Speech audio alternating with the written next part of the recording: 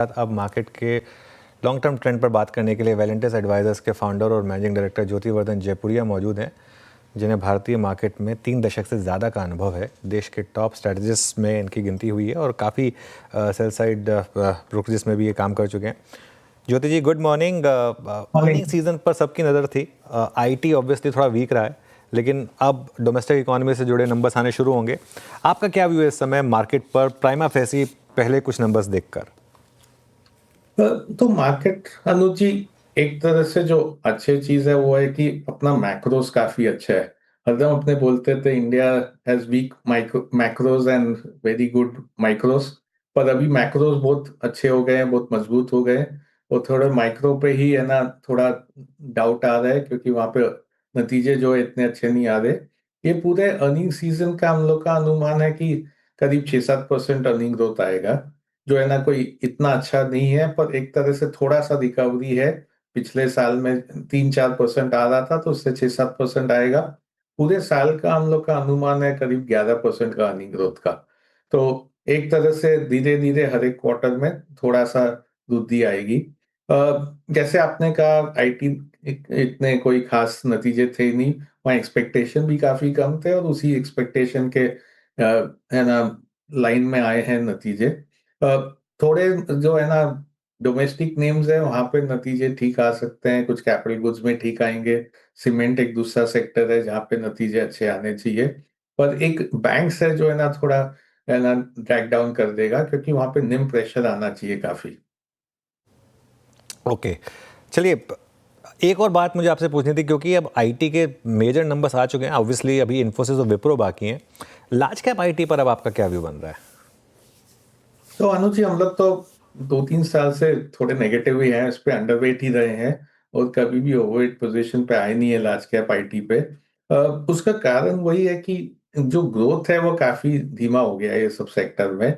और अभी जो एआई आ रहा है उसके कारण ग्रोथ और धीमा हो सकता है। वही आशंका है कि एआई के कारण जितने ना इंजीनियर्स की दरकार है कुछ भी कोडिंग करने को, वो काफी नीचे आ जाएगी।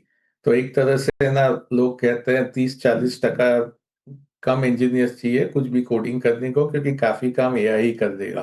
तो उस हिसाब से फ्यूचर आउटलुक भी रहेगा कि भाई जो इनका बिजनेस मॉडल है उनको रीशेप करना पड़ेगा। बिजनेस मॉडल जो अभी का बिजनेस मॉडल है उससे ग्रोथ रहना कोई ज्यादा बढ़ेगी नहीं, काफी धीमे ही रहेगी।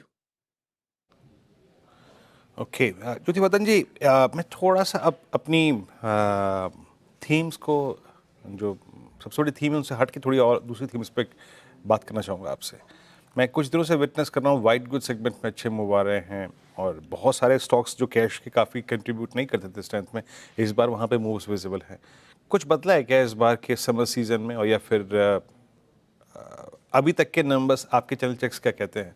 वाइट गुड सेगमेंट जहाँ पे अभी तक सब्सटेंशियल मूव नहीं देखे थे, क्या इनके साथ थोड़ा चलना चाहिए आगे?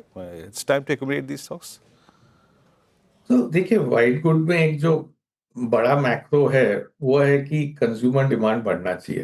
क्योंकि एक तो ना इस साल काफी है ना राहत मिली है, इनकम टैक्स पे करीब 1 लाख करोड़ की राहत मिली है, तो वो है ना रिफ्लेक्ट करेगा। दूसरा है कि जो बारिश है अभी तक अच्छा लग रहा है, जो अपना क्रॉप है वो 8-9% ऊपर है पिछले साल के कंपैरिजन में। तो एक तरह से कंज्यूमर डिमांड पिकअप होना चाहिए। और तीसरा, यदि देखें ब्याज भी घट चुका है, तो जो है ना ईएमआई पे लेते हैं उनको ईएमआई से भी थोड़ा राहत मिला है।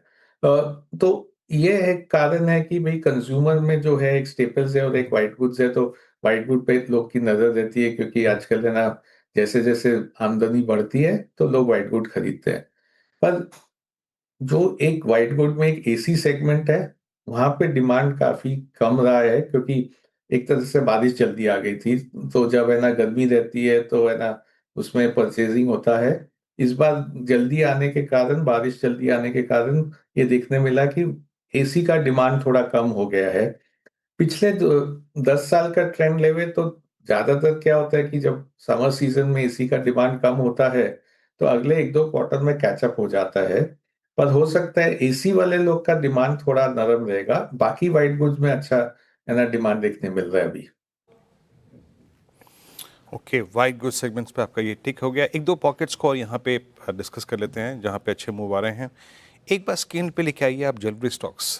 जिस प्रकार के नंबर्स इस बार टाइटन के थे, ज्वेलरी स्पेशली अब गोल्ड जिस तरीके से 98 97 के आसपास काफ़ी स्टेबल हो गया है, अभी आपका व्यू क्या है ज्वेलरी स्टॉक्स को, या फिर टाइटन पर आपका व्यू, या फिर आपको लगता है कि नहीं एज ऑफ नाउ इस प्राइस पे इतना मतलब स्ट्रॉन्ग डिमांड एनवायरनमेंट नहीं रहेगा? आपका सेंस क्या कहता है? मैं थोड़ी सी वो थीम्स पे बात कर रहा हूँ जिनकी मिड कैप से बहुत स्ट्रॉन्ग प्रेजेंस है। तो ज्वेलरी एक तरह से मैं इसको कंज्यूमर डिस्क्रेशनरी में ही गिनता हूँ, क्योंकि है ना, जैसे जैसे आमदनी बढ़ती है, अभी टैक्स का राहत आ रहा है, एक तरह से ज्वेलरी का भी डिमांड बढ़ेगा। थोड़ा सा जो गोल्ड में इतना जोर से वृद्धि आई है, उसके कारण थोड़ा डिमांड एक बार कम हो जाता है। पर है ना, ये एक तरह से एवरलास्टिंग डिमांड है कि जैसे जैसे आमदनी बढ़ेगी लोग ये लेते रहेंगे।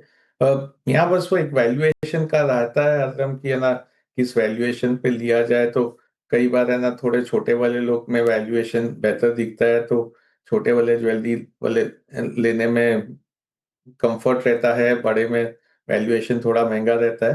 पर एक तरह से ये सेगमेंट है जो लॉन्गर टर्म अच्छा रहेगा, क्योंकि है ना, आमदनी बढ़ते रहेगी, इंडिया का पर कैपिटा इनकम जो बढ़ रहा है वो रिफ्लेक्ट करेगा ज्वेलरी डिमांड में। वीरू, क्या बात है, आजकल वाइट गुड्स ज्वेलरी सब कुछ प्लानिंग चल रही है क्या? नहीं नहीं, जो नहीं ले पा रहे हैं उसकी बात कर रहे हैं। अच्छा, चलिए ठीक है। तो जो जो ले पा रहे हैं उसकी बात करते हैं, है ना? ज्योति जी, अब ये टेस्ला की इंडिया में एंट्री हो रही है, तो ऑब्वियसली ऑटो सेक्टर फोकस में है।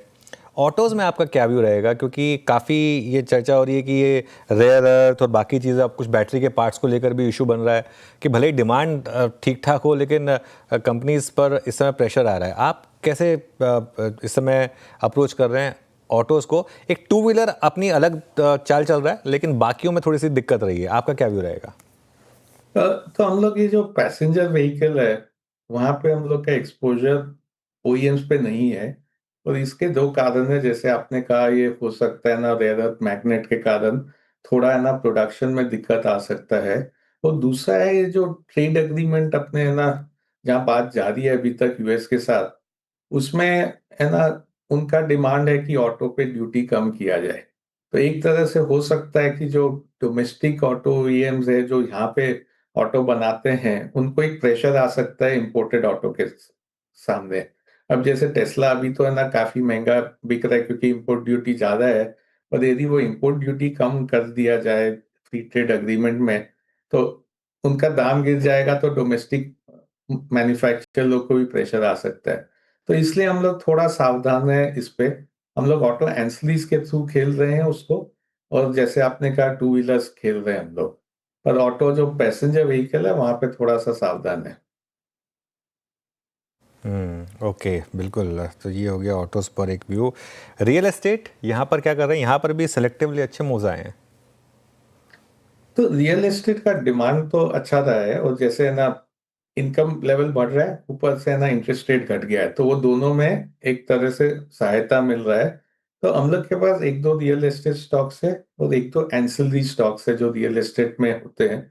तो रियल एस्टेट में मूव अच्छा है। जो रियल एस्टेट के एंसिलरीज है, जैसे अपने टाइल्स लेवे, सैनिटरी वेयर लेवे, वहां पे ना मूव नहीं आ रहा है, वहां पे डिमांड काफी धीमी है अभी तक। तो यदि देखें तो है ना, उन लोग का है ना कहीं पे ज्यादा मूवमेंट नहीं आया, सिर्फ वायर एंड केबल में डिमांड अच्छा है। और सैनिटरी वेयर और है ना टाइल्स, यदि कोई भी सेगमेंट देखे तो वहां पे है ना डिमांड कम चल रहा है। तो हम लोग दोनों ले रखे हैं, रियल एस्टेट भी हम लोग के पास, उनके एंसिलरीज भी ले रखे हैं। रियल स्टेट भी रखें, एंसिलरी भी रखें। एक दो पॉकेट्स को और डिस्कस कर लेते हैं जहाँ पे अच्छे मूव आ रहे हैं। अच्छा, जरा प्लीज़ एक बार रखिएगा स्क्रीन पे जीएमआर एयरपोर्ट 1.25% ऊपर, यहाँ काफ़ी स्ट्रॉन्ग मूव है। इंडिगो स्लाइटली अभी बैकफुट पे है। ये आपने नंबर्स देखे होंगे इस बार के, कल आईटीसी होटल्स के नंबर आए, इंडियन होटल्स के भी ड्यू हैं। ये travel tourism theme, hotels, aviation, airport, इसमें से कुछ शॉपिंग की है आपने ज्योतिवर्धन जी? हाँ, हम लोग ने किया है, क्योंकि ये सेम जो अपने कंज्यूमर का बात करते हैं, ये उसी में आता है। तो हम लोग का मानना एकदम रहा है कि कंज्यूमर स्टेपल्स नहीं लेना चाहिए, कंज्यूमर डिस्क्रेशनरी लेना चाहिए। क्योंकि जैसे जैसे ना पर कैपिटा इनकम बढ़ता है, आमदनी बढ़ती है, लोग स्टेपल तो ले चुके हैं, उसके बाद में ना उनको ज्यादा खर्चा करना रहता है, वाइट गुड्स पे हॉलीडे करना रहता है। तो हम लोग है ना ज़्यादा होटल पे फोकस किए हैं और होटल्स एक सेगमेंट है जहाँ पे लिए हैं। वहाँ पे डिमांड अभी भी अच्छा है, पर अगले 2-3 साल में डिमांड तो अच्छा रहेगा। वो सेम जो बड़ा प्रॉफिट ग्रोथ आया वो शायद अब नहीं आएगा, क्योंकि यहाँ से ना जो रूम रेट है वो बढ़ाना थोड़ा मुश्किल रहेगा। तो अभी लास्ट पिछले 3-4 साल में देखे कोविड के बाद तो बहुत तेजी से रूम रेट बढ़ गए थे, तो एक तरह से ऑक्यूपेंसी भी बढ़ा, रूम रेट भी बढ़ा, तो दोनों का है ना उनको फायदा मिल रहा था प्रॉफिट में। यहाँ से रूम रेट का है ना बढ़ना बहुत धीरे धीरे ही बढ़ेगा, पर ऑक्यूपेंसी काफी अच्छा रहेगा, तो वो एक बेनिफिट आएगा अर्निंग्स के अंदर। ऑल राइट ज्योति जी, बहुत बहुत शुक्रिया आज हमारे साथ जुड़ने के लिए और इन सब धन्यवाद। टॉपिक्स पर बात करने के लिए।